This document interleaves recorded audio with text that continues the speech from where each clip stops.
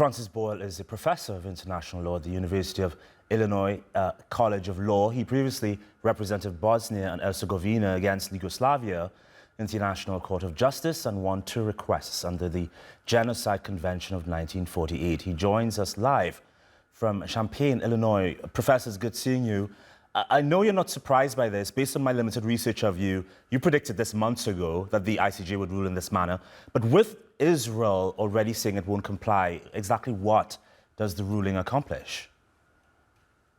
Right. Well, this is extremely important because South Africa tried now 4 times to get a ceasefire of military operations.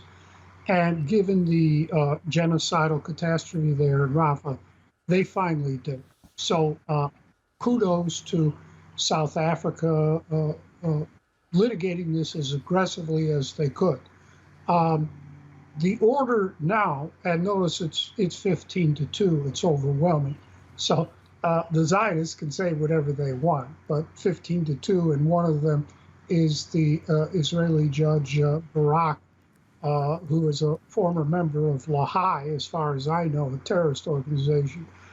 It now goes to the Security Council for enforcement under the terms of the UN Charter and the statute of the International Court of Justice.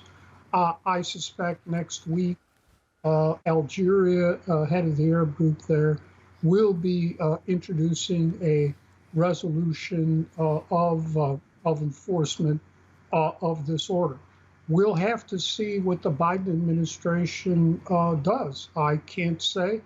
Based on prior experience, my guess is they will probably veto this resolution, and then it will be turned over to the United Nations General Assembly for enforcement against Israel, and the consequences there could be quite serious.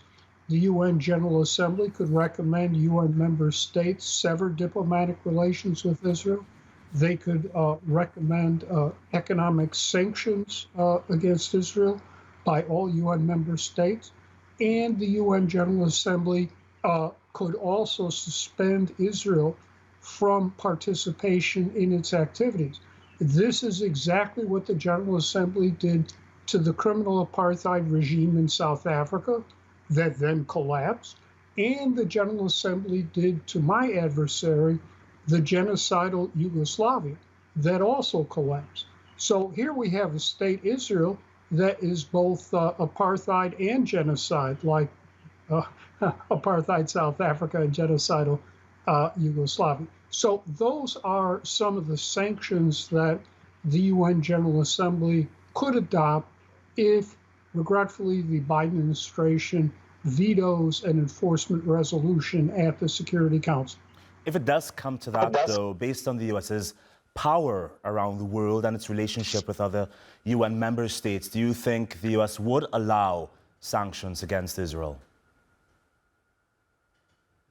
Based on my prior experience dealing with the United States government, especially being legal advisor to the Palestinians and their chair, my friend, client, the late great Dr. Haider Abdel Shafi from 1991 to 3, certainly the United States government will bribe, threaten, intimidate, and blackmail all members of the UN General Assembly not to sanction Israel. Yes, I'm sure that will be the case. We'll have to see if they have the courage to stand up and do the right thing. All they need is a 2/3 vote, and that would not include in the final count any abstentions or no-shows. As of now, they have the votes. The Palestinians have the votes. But what will happen when the U.S. swings into action, I really can't say. Professor, before I let you go, the Israeli government, as you know by now, said the charges brought forward by South Africa, the ICJ, are, quote, false, outrageous, and morally repugnant. But I wonder if, behind the scenes, you think this growing pressure against Netanyahu and his supporters ever makes them double-guess their decisions, that what they're doing is morally wrong?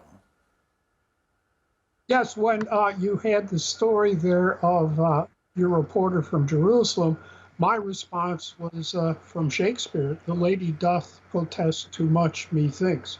it seems they're pretty upset about all this, despite what they say. And on Monday, as you know, the International Criminal Court indicted Netanyahu and Gallant for war crimes and crimes against humanity. So they are now indicted international criminal. And as for the charge that is an anti-Semitic court, the ICC prosecutor was very careful to set up an advisory committee of very distinguished jurists, most from the UK, but one on that panel was a friend of mine, Ted Moreau. Ted's a Holocaust survivor and had served as legal advisor to the Israeli Foreign Ministry. I know he was a citizen of Israel. I'm sure Ted Marone would never have signed off on those indictments of Netanyahu and Gallant if he thought they were motivated by anti-Semitism. Of course, these charges are preposterous. Professor, about 30 seconds left with you. You said in a previous interview that Zionists dominate and control of the U.S. Congress and the government's executive branch. What power is that exactly? It's enormous power. First, it's money. They have enormous sums of money that they use to either support people, elected officials here in the United States, or to run opponents, which they're doing right now, against anyone who criticizes Israel for any reason.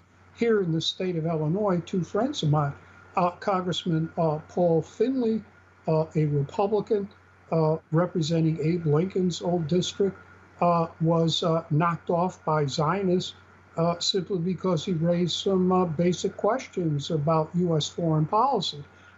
Likewise, Senator Chuck Percy for the state of Illinois, he was ahead of me at the University of Chicago, a moderate Republican.